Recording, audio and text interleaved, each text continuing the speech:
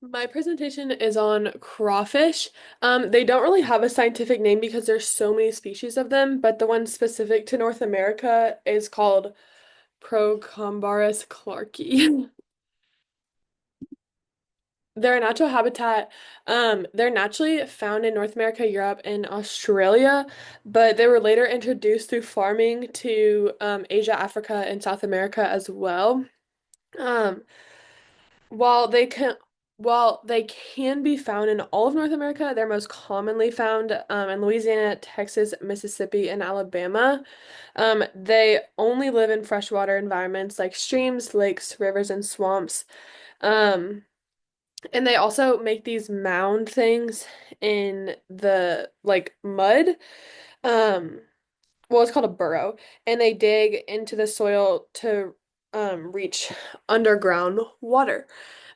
This is really important to the environment because it allows water and air to move through the soil, which helps the grass around it to grow better. How they get their food. Um, Crawfish use these antennae on the front of their face to sense movement and like chemicals and smells in the water because most of the time they are living in the mud and their eyes can barely see anything. So they use their antenna to sense and detect movement of the live animals that they're fishing. And then if they just want to eat like roots or algae or whatever, they can smell it also through the antenna. They are nocturnal, so they only eat at night because their eyesight is so bad. They try to only fish at night because it makes them less vulnerable to predators. They are bottom dwellers, so they eat mainly at the bottom of ponds and streams. Um, and they also use their big claws to catch and grab food, as well as tear it apart and manipulate it.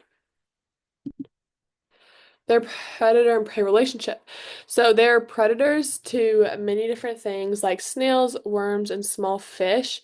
They also eat eggs and larvae of like frogs and fish, and then they can also eat plants like algae, leaves, and roots. Um, they prey like they're our prey to fish like bass, sunfish, and perch, birds like herons, egrets, and ducks, and other reptiles like turtles, snakes, and bullfrogs. They are really easy to prey on right after they molt, because their shell is super soft, which also makes them important to the ecosystem because they're a really good food source for many different animals. Um, they also, from eating the plants and dendrites, they break down organic matter that's already dead, which is really good for the ecosystem, and recycling things and just breaking down all that dead matter so that it's not just like hanging around.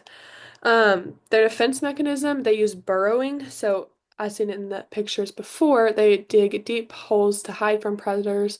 They have really good camouflage, that like black and red coating of their outer shell. And then they also have claws that they can raise up in defense to predators. Their evolution. So they have a hard exoskeleton made out of chitin.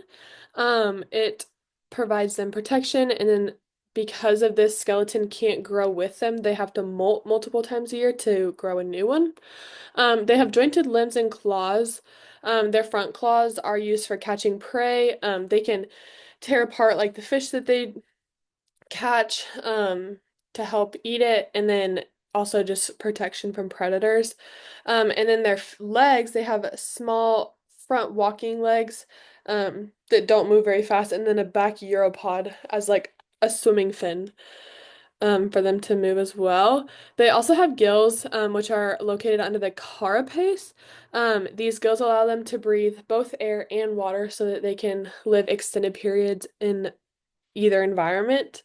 Um, they also evolved the ability to burrow to also provide protection for predators, and to get some relief from the extreme temperatures because they like living in the south and hot temperatures. Burrowing down into the cool mud can help them stay cool.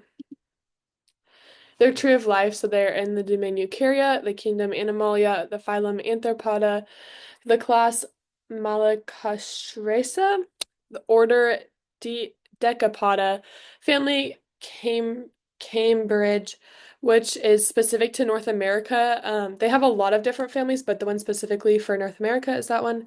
And the genus is Procambarus. Um, and their closest related species, the closest one is lobsters, and then a little bit further out are crabs, shrimp, and krill. And these are my sources.